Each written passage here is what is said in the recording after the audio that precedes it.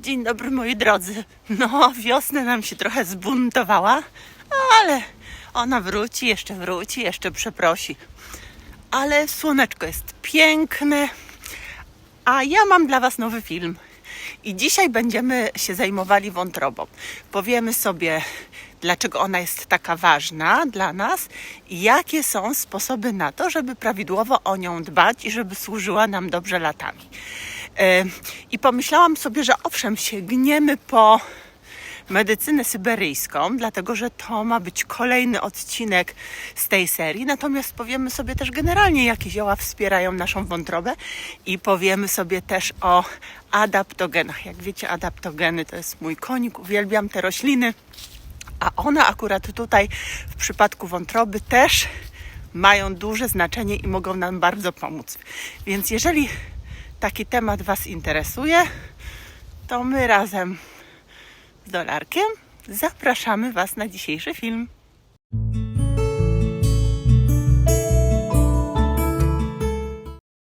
No najpierw parę takich ogólnych rzeczy o wątrobie. Wątroba jest częścią naszego układu pokarmowego i jest naszym największym organem w organizmie. Położona jest gdzie? Po prawej stronie brzucha, pod żebrami, pod przeponą. Waży od 1,5 do 2 kg, więc sporo jest. Zbudowana jest z płatów, jak wiemy. A te płaty zbudowane są z kolei z komórek wątroby zwanych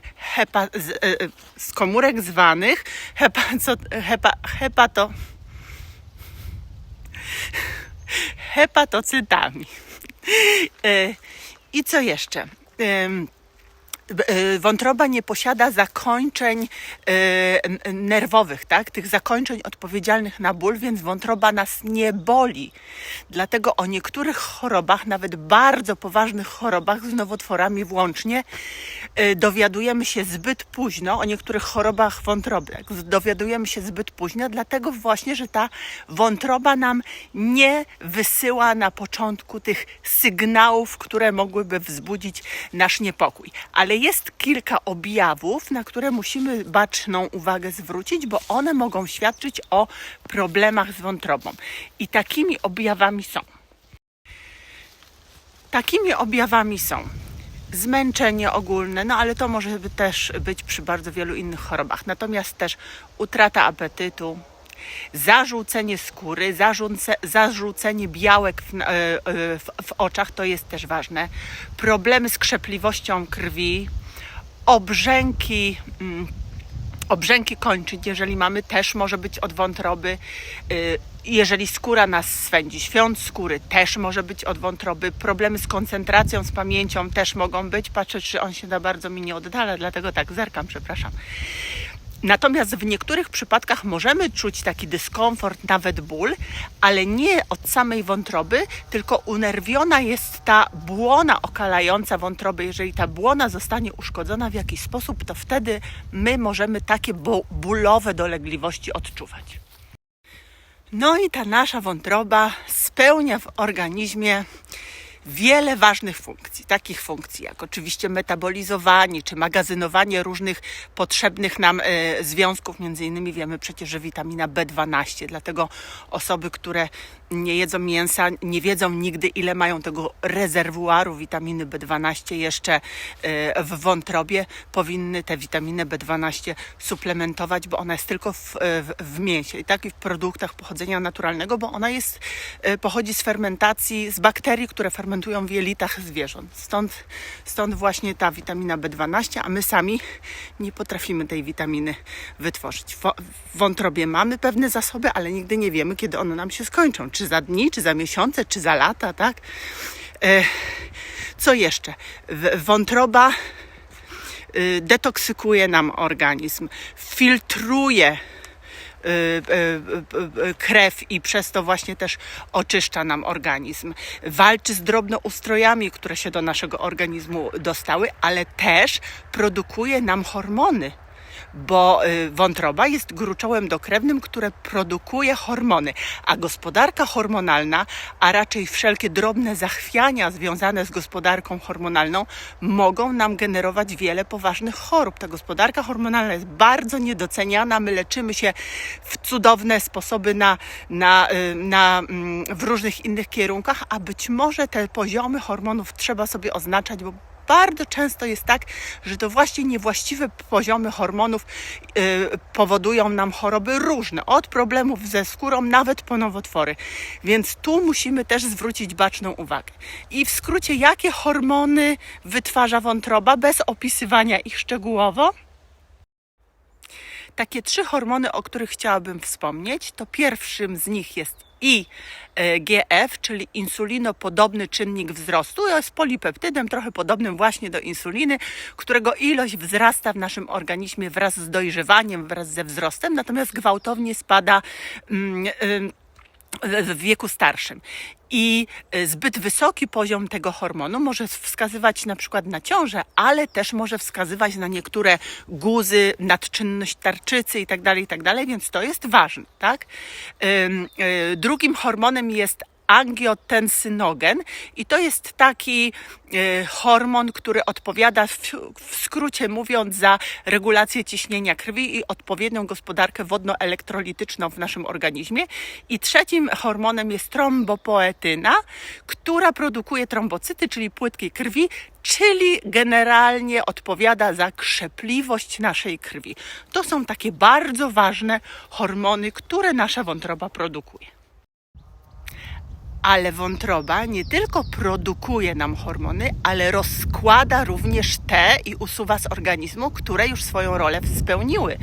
Bo to nie jest tak, że te hormony w nieskończoność tam w tym organizmie krążą. Jest informacja, hormon w jakiś sposób musi zadziałać, ale potem, jeżeli spełni już swoją rolę, zostaje usunięty z organizmu i w tym właśnie uczestniczy wątroba. Jak już powiedziałam, wątroba jest też dużym organem Katarzyna, dlaczego się nie możesz dzisiaj skoncentrować? Język ci się plącze. Detoksykacji naszego organizmu. Te wszystkie zanieczyszczenia, które my wprowadzamy do naszego organizmu, a w dzisiejszych czasach jest ich dużo, tak? No bo są chemikalia, pestycydy, zanieczyszczone powietrze, zanieczyszczona żywność, kosmetyki, które przecież przez skórę też się dostają do naszego organizmu, a wreszcie moc lekarstw, które my przyjmujemy, bo przyjmujemy garściami. Polacy w ogóle w lekach i w suplementach wiodą prym.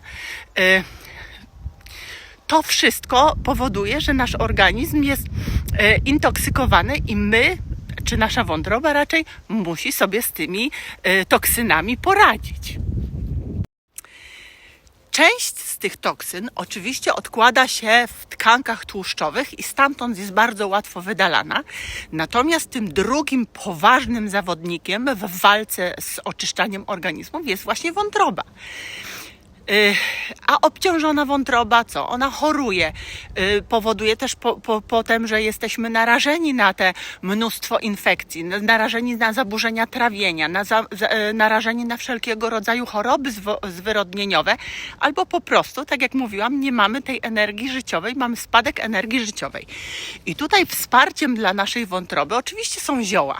Takie zioła, które mają działanie hepatoprotekcyjne, czyli chroniące hepatocyty, czyli komórki naszej wątroby. I wątroba szczególnie upodobała sobie gorycze, więc wszystkie zioła i wszystkie rośliny, które są gorzkie, będą poważnym wsparciem dla naszej wątroby.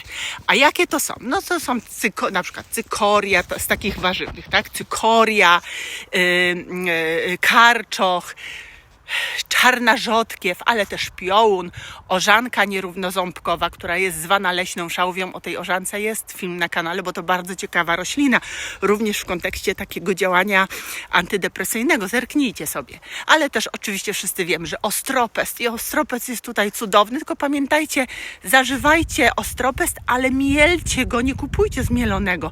Kupujcie nasiona ostropestu i mielcie tuż przed spożyciem, bo wtedy on ma najwięcej tych wszystkich swoich właściwości. No ale też możemy kurkumę, Mówiłam Wam, że mieszam kurkumę z burakiem, z sokiem z buraka, który też jest cudowny na wątrobę. Kolendra, mniszek lekarski, dziurawiec, pokrzywa, kora kruszyny, dziurawiec mówiłam, co tam jeszcze? Kłon czeperzu, lawenda, korzeń hakorośli, to są wszystko rośliny, które są super dla naszej wątroby. Jest taki przepis na macerat olejowy z kocanki i kurację 7-dniową, nie mój, doktora Henryka Różańskiego, który zaleca go właśnie na oczyszczanie wątroby. I ja Wam tam mówię krok po kroku, jak zrobić i jak zażywać. Jest film na kanale, zerknijcie sobie. Ale proszę, uwierzcie, że ja miałam takich niedowiarków, którzy machali ręką, mówili ciekawe, ciekawe, a w tajemnicy robili jeszcze badania swojej wątroby przed i po. No i jakież było ich zdziwienie, kiedy faktycznie okazywało się, no że... Co ty zrobiłaś, Katarzyna? Wypadł mi telefon z ręki. No i jakież było ich zdziwienie, kiedy okazywało się, że no, te wyniki są jak dzień do nocy po takiej kocankowej kuracji. Także zapraszam. No a teraz Katarzyna powie, jak medycyna syberyjska zapatruje się na oczyszczanie, na pielęgnację i w ogóle na dbałość o wątrobę. Przede wszystkim medycyna syberyjska wzorem medycyny indyjskiej radzi ogrzewanie wątroby. Ogrzewanie wątroby przynajmniej raz w tygodniu przez 1 godzinę. Dlaczego? Dlatego, że zauważono, że ogrzanie wątroby o 1 tylko stopień, o 1 stopień powoduje zwiększenie jej takiej aktywności bakteriobójczej aż 10-krotnie, bo mówiłam Wam, że wątroba też walczy z naszymi patogenami, ma działanie takie bakteriobójcze i tutaj stara się na tym polu też nam pomóc. A jeżeli my ją ogrzejemy, to my w ten sposób intensyfikujemy jej działanie. Oczywiście medycyna syberyjska stosuje też zioła, ale takie zioła, które pomagają wątrobie, one się pokrywają z tymi, o których przed chwilą Wam powiedziałam. Natomiast są też takie zioła, które aktywują, które intensyfikują jakby aktywność woreczka żółciowego. Woreczka żółciowego, który jest ściśle z wątrobą powiązany i wspiera wątrobę głównie w tych funkcjach trawiennych, jak wiemy. I z takie 2 sposoby medycyny syberyjskiej to jest na przykład stosowanie naparu ze znamion kukurydzy. Co robimy wtedy? Bierzemy 1 łyżkę ziół, zalewamy szklanką wrzątku i spożywamy 1 łyżkę takiego naparu 4 do 5 razy dziennie. Także 1 łyżka na szklankę, no to powiedzmy, że potrzebna nam jest dziennie pół szklanki, no to pół łyżki, nie? I na Syberii stosuje się też sok z czarnej rzepy. I tutaj stosuje się 1 łyżkę 3 razy dziennie przez 3 tygodnie. Taką robi się kurację. Dla medycyny syberyjskiej szczególne znaczenie ma również miód. Szczególne znaczenie w oczyszczaniu wątroby. Dlatego, że on ma nie tylko działanie żółciopędne, ale ma też działanie powlekające nasze jelita, niwelujące wszelkie stany zapalne właśnie jelit, ale też dróg żółciowych. Tylko pamiętajmy, aby takich ziół żółciopędnych uważały czy nie stosowały osoby, które mają niedrożne drogi żółciowe, tak? No bo wiadomo, że jeżeli na przykład jest kamica żółciowa, gdzieś tam te kamienie zalegają w drogach żółciowych, ta żółć nie przepływa, no to jak my będziemy intensyfikować woreczek do produkcji, no to w ogóle będzie bez sensu, tak? Więc tutaj trzeba uważać. Oczywiście czasami to przepchnie i czasami nam pomoże, no ale musimy mieć świadomość swojego zdrowia. Dlatego ja Wam bardzo często mówię, że w fitoterapii ważny jest ten wywiad, te badania, ta diagnoza, którą ma pacjent. No bo nie można zalecić spożywania ziół silnie żółciopędnych komuś, kto ma zblokowane drogi żółciowe. No bo my go wyślemy na tamten świat, tak? A ludzie często chcą, niech pani powie, co na przykład, tak tak nie można. Żaden odpowiedzialny fitoterapeuta tego po prostu nie zrobi. I na to musicie też zwracać baczną uwagę. Dla medycyny syberyjskiej ważne jest oczyszczanie nie tyle samej wątroby, co oczyszczanie też krwi. I stosowano pijawki. Medycyna syberyjska stosuje pijawki, czyli chirudoterapię. Stosuje i stosowała od wieków. Ale oczywiście też, jak wspomniałam, to Wam jeszcze zbiorę. Te różne zioła, które mają świadomość, specjaliści również od fitoterapii tej syberyjskiej, a zazwyczaj to nie są specjaliści, tylko po prostu to jest mądrość ludowa. Stosują zioła takie jak mniszek lekarski. Na przykład ten korzeń mniszka, jest kawa z korzenia mniszka, taka można sobie samemu albo uprażyć i potem zmielić, albo nawet kupić. I to jest super rzecz na naszą wątrobę. Co jeszcze? Oczywiście bylica piołun, oczywiście krwawnik, nagietek, który ma super działanie przeciwzapalne. Topinambur jest super. Burak, pamiętajmy. I medycyna syberyjska kocha buraka, więc te buraki tutaj też są stosowane. Ale czosnek, wspominałam Wam, że tam czosnek jest na porządku dziennym. Co jeszcze? Ogórecznik, nasiona lnu, napar lub odwar z owoców dzikiej róży też jest stosowany. Stosowany jest sok jabłkowy. Moja babcia zawsze mówiła, że jemy te owoce, które rosną blisko i warzywa. Nie szukamy nie wiadomo gdzie. Te, które rosną blisko. Powiedzcie, czy nie ma w tym jakiejś takiej mądrości. Ale też taka roślina, która nazywa się uczep trójlistkowy, taka maluteńka roślinka. Oczywiście przytulia. Wiecie, że czyści limfę, krew, a teraz zacznie się roślinno-ziółkowy wybuch, to szukajcie też przytuli. Łopian, pietruszka, komosa, ale też na przykład sosnowe igły, jodłowe igły, taki przygotowany napar, też świetnie. W medycynie syberyjskiej był zawsze postrzegany, czy nie świetnie, był postrzegany jako świetny sposób na oczyszczenie wątroby. I te wątroby faktycznie w ten sposób oczyszczano, bo wyobraźcie sobie, że przez wątrobę w czasie doby przepływa 2000 litrów krwi, tak? Około 1,5 litra krwi na minutę.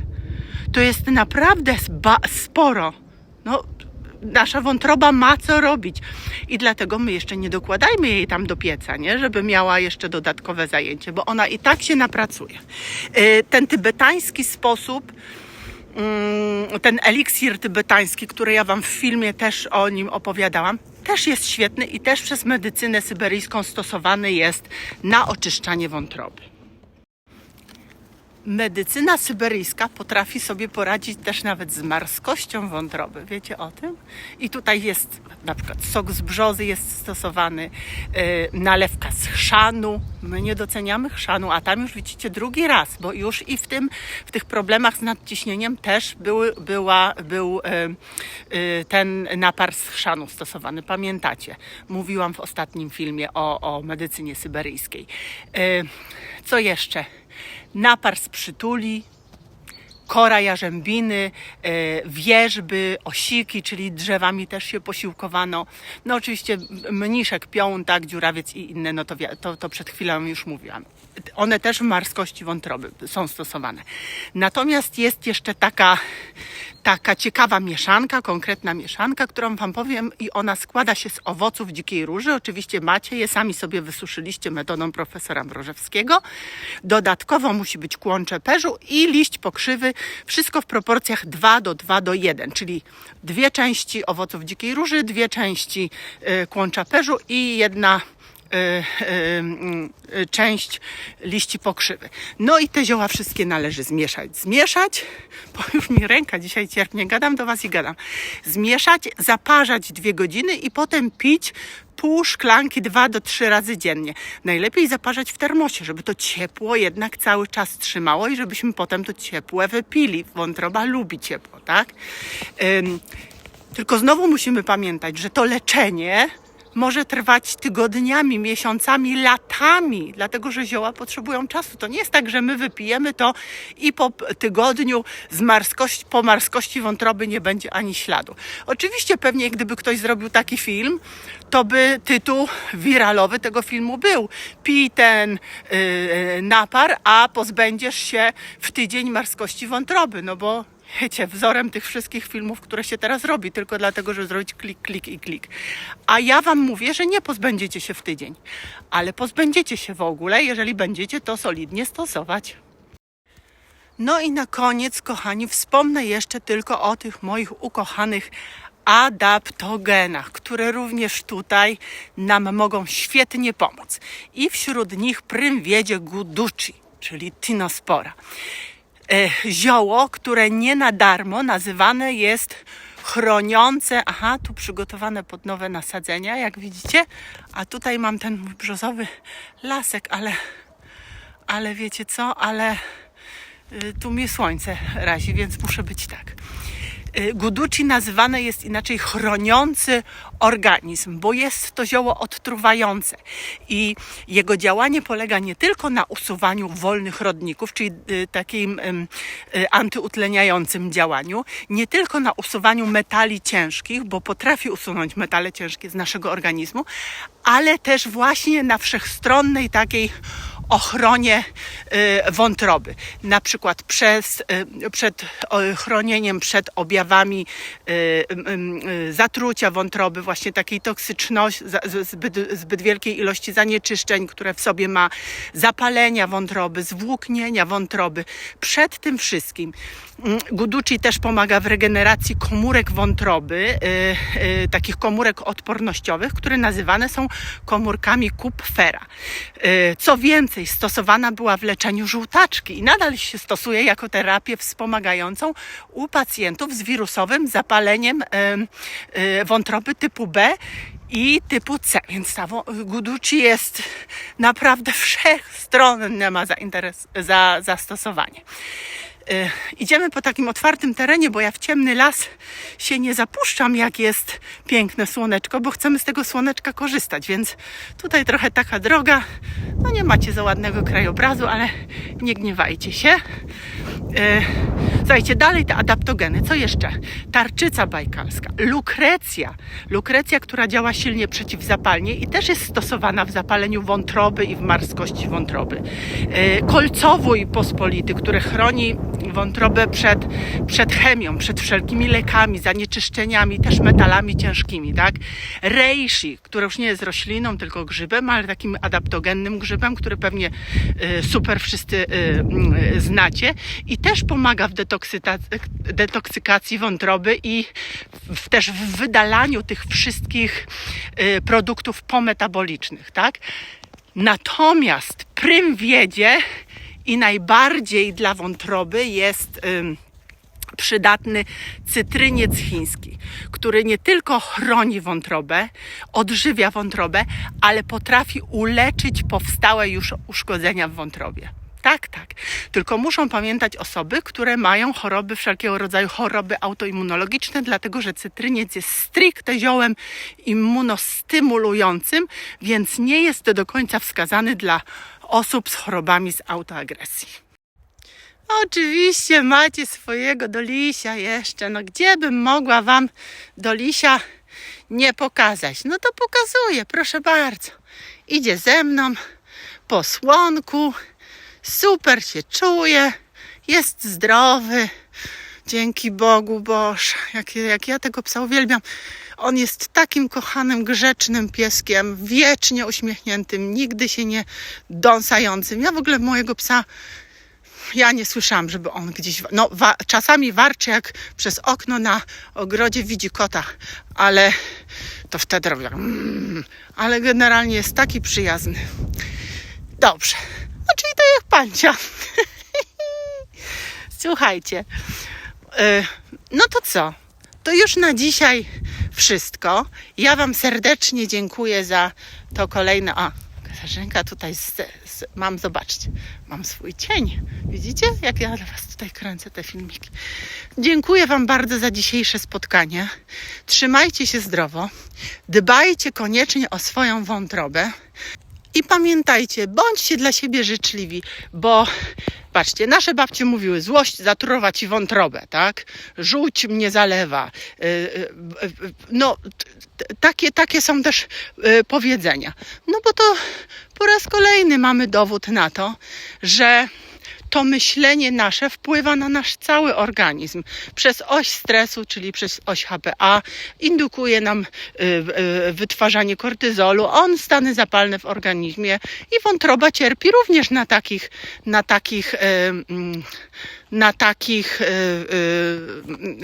takie sprawy też nie sprzyjają naszej wątrobie. Więc kochani, my udajemy się teraz w tę dróżkę. Chodź do Larku tutaj. Do Lisiek. Chodź tu do mnie, chodź. My idziemy, patrzcie, jak my mamy pięknie. I znowu w słońcu, tyle teraz w drugą stronę. Dobra, czekajcie. No, to my teraz jesteśmy tu w pełnej krasie. Dolar i Pancia.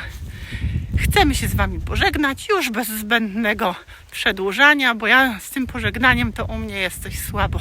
Ja nie mogę się rozstać z Wami. No ale dobra. To tymczasem trzymajcie się zdrowo. Pa, kochani. Pa, pa.